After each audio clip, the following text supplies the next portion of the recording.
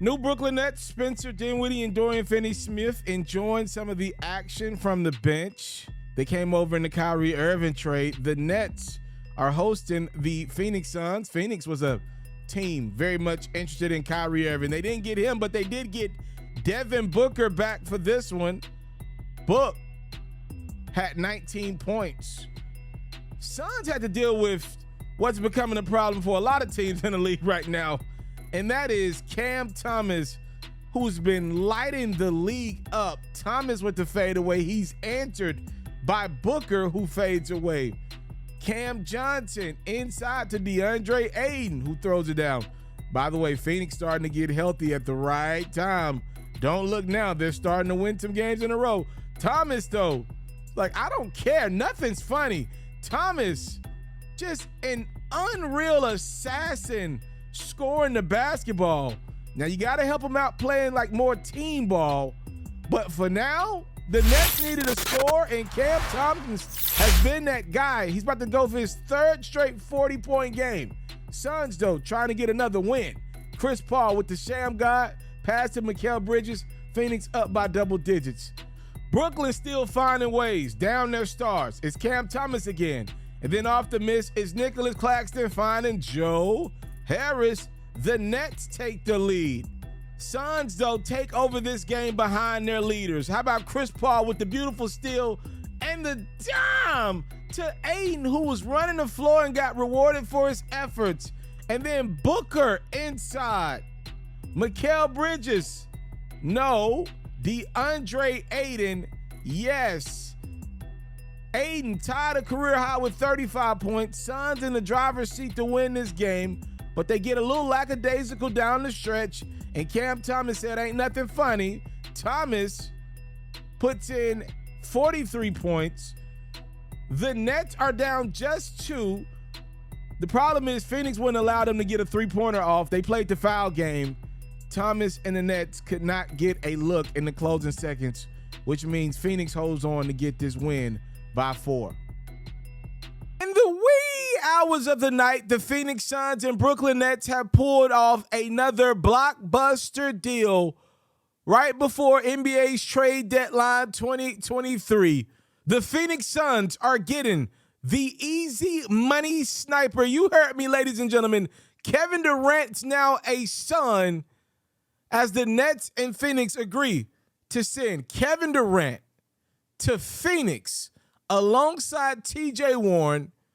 The Brooklyn Nets are getting Mikal Bridges, Cam Johnson, Jay Crowder, 4 first-round picks, and a pick swap in 2028 for Durant and Warren. Again, just for clarity, those picks are unprotected: 2023, 2025, 2027, and 2029.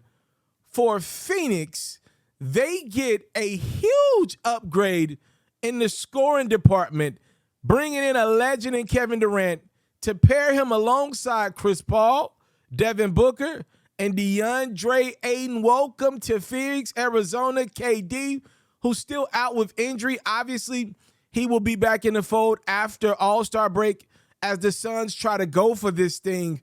So for those who don't know, the Phoenix Suns have officially introduced their new owner, Matt Ishbia. He's very aggressive, obviously, as you can see. He wanted to get a Kevin Durant deal done. The reason why this deal did get done, according to Woj at ESPN, it all centered around Mikal Bridges. Obviously, Phoenix would have liked to keep Bridges. And by the way, if they would have been able to do that, that would have been a super team. If they would have been able to keep Mikal Bridges with Kevin Durant and then Chris Paul, Booker, and Ayton, that would have been unreal. The Brooklyn Nets were not going for it. Once the Brooklyn Nets decided to trade Kyrie Irving, the organization then went back to the drawing board with Kevin Durant to see if they could sell him on just at least one run with this new Nets regime, which obviously included the pieces that came over in the Kyrie Irving trade, Spencer Dinwiddie, Dorian Finney-Smith, and the Nets were going to be pretty aggressive here towards the deadline and getting some pieces that made sense for a Kevin Durant-led team. But at the end of the day, Brooklyn and Durant, they got to the place where they felt like at the end of the day, Durant was going to leave Brooklyn, whether it be now or in a few months' time, he was going to probably demand another trade out for the second straight offseason. It felt inevitable that Durant was going to get out of Brooklyn. So the Nets made the best deal that they could for themselves. And I want to say this as a side note. The Brooklyn Nets will not be good today. But if you know basketball, you look at that Brooklyn Nets team and tell me they don't got about 9 hoopers. When you start talking about guys like Cam Johnson, who Phoenix was clearly all in, it's the reason why Jay Crowder wasn't playing basketball for Phoenix all year, because the Suns went in the direction of Cam Johnson. You talk about Mikal Bridges, who's one of my favorite players in the league, by the way. You get Bridges and Johnson. I'm not going to say Crowder because, in all likelihood, Jay Crowder will be he'll be traded by Brooklyn as we get a few hours away here from the deadline. He'll be traded again, most likely. The Bucks will likely be the team to pull the trigger on the Jay Crowder trade when it's all said and done.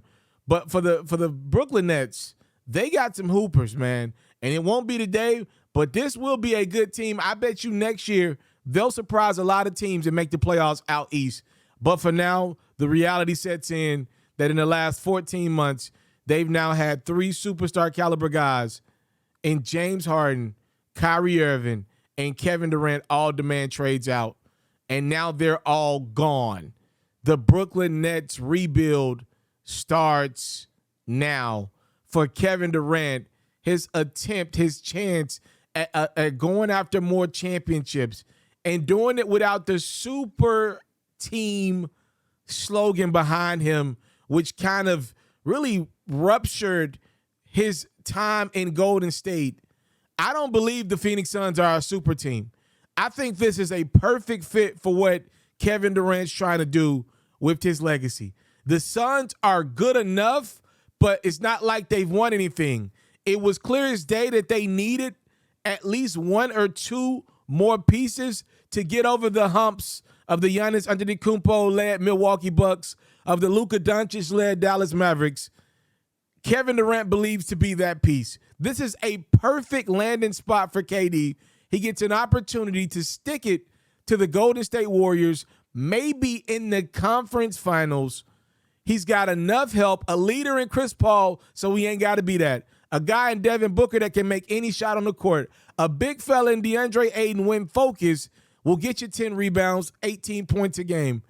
This is probably the best case scenario for what Kevin Durant's trying to do with his legacy.